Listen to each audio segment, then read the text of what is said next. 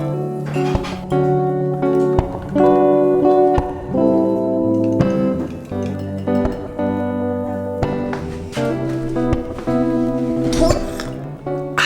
wondered what it's like to work at Facebook or Instagram? Me too. In fact, I already did it. Hi, I'm John Abreu, and today I'm going to share with you what it was like interning at Facebook and what I learned from that experience. Disclaimer. Every internship is different, even within the same company. My goal with this video is that hopefully hearing my story might give you some inspiration on how you might pave your own path to your dream internship. Let's dive in. In 2017, I was admitted into Facebook University for engineering. Look, I'm on the website. This experience was honestly life-changing. That year, I had applied to many different internships, and since I was a freshman, I didn't have a lot of coursework, and most internships are looking for college juniors anyways. And so, I didn't get past the screening stage for pretty much everything that I applied for. Getting past the first screening stage can be really frustrating, and my resume at the time was not doing me any favors. Luckily, I'd gotten past that first step for a few companies. I remember doing technical interviews or coding challenges with Bloomberg and Twitter. Twitter did not go well. I was not ready for a full software engineering internship at that time, and my performance on their coding challenge showed this. Spoiler alert, I only got about halfway. Amidst all this, I had my hopes set on two programs: Google Practicum, which I was immediately rejected by, and Facebook University. I like these programs for two main reasons. One was the superficial stuff, like the name recognition and the clout. Working at Google or similar Big 5 companies, every coder's first dream internship. They even made a movie about it. But the second reason I really liked these programs was because they specifically targeted underclassmen and they emphasized learning and development. In particular, I was really hopeful to get into Facebook University because they emphasized mobile development. And at the time, I was really inspired by a lot of the stuff that was going on in the mobile space. After weeks of applying, interviewing, getting rejected, etc., I had one offer from Bloomberg and I was waiting to hear back from Facebook. Yay, an offer, woohoo! Well, I wasn't super excited about the Bloomberg offer because it wasn't for a software engineering internship. But hey, at least I had something, right? At this point, I hadn't lost hope, and after a few miscommunications with the Facebook recruiter, we were able to hop on a call. I remember this moment like it was yesterday. It was about 11 p.m. Eastern time. The Facebook recruiter had told me that they would call me early that afternoon, and they didn't. I'd already given up hope, and at that point I told myself that I'd be going to Bloomberg. And that's awesome, but it wasn't my dream internship. I thought to myself, if the Facebook recruiter forgot to call me this afternoon, and at that point we had already rescheduled twice, there's no way it's good news, right? Well, I was sitting in my forced triple dorm with my roommates, and I got a call from California. You made it. And I'm sitting there like, and my roommates are sitting there like, honestly, this is one of the most surreal moments of my career so far, because I was just a kid who had begun coding seriously 1 year prior. Like, yeah, I'd coded before, but all I could really do was edit a Bootstrap template really well. I was by no means proficient in any coding area. And on top of that, I had only taken CS1, and I was low-key struggling with CS2. I was excited, confused, and so grateful all at the same time. It was really a beautiful moment. So you're probably wondering, what was the interview process like? There was the main application, which at the time involved a resume and an essay response. After that, there was a behavioral interview followed by the final decision. Notably, there wasn't a technical interview or coding challenge. I applied in 2017, and since then they've added a technical component to the interview process. Fast forwarding to the summer, what was the actual program like? Well, like I mentioned earlier, the program is focused on mobile development, and you pick one of two tracks, iOS or Android. I ended up being based in the Menlo Park office doing iOS. That summer I learned the fundamentals of Swift and built a number of iOS apps. This internship is really different than your typical tech internship because you don't actually work on any of the company's products. Instead, you spend a majority of your time in a pseudo classroom environment for a few weeks, after which you build a project of your own ideation with a team, and you get a manager who's an engineer at the company. The more I think about it, this internship is structured a lot like a project-based CS course that you might take in university. I don't know why I didn't notice that sooner. I felt that this was the perfect internship for me as a freshman because at that point, all I really wanted was to learn more about the tech industry and learn what it's like to be a software engineer. FBU let me do that without the constant fear of accidentally pushing something that'll break the entirety of Facebook. While I thought that the summer was really engaging, I also felt that I only got a taste of what it was like to actually work at a big tech company. Lucky for me, I got a return offer and I went back to Facebook after my sophomore year in 2018. This time it was for a full-fledged software engineering internship. Time for some impact, baby. But before I tell you that, the next summer I worked on the iOS app for Facebook.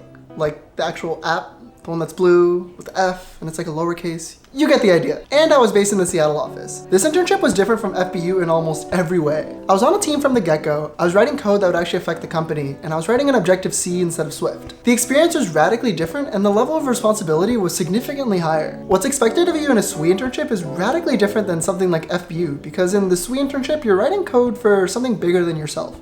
The code base. That summer I really struggled with ramping up and meeting expectations. Imposter syndrome was rampant. I won't bore you with the specific coding struggles, but this internship was definitely where I had the most growth emotionally and in terms of my soft skills. What? Soft skills and emotions? You don't need those to code. Wrong. They're just as important as knowing every single sorting algorithm off the top of your head in 15 different coding languages with perfect syntax. Things like being vulnerable and asking for help, taking and asking for feedback, the importance of documentation, etc., etc. I was really fortunate to have managers and peers that gave me substantive and frequent feedback.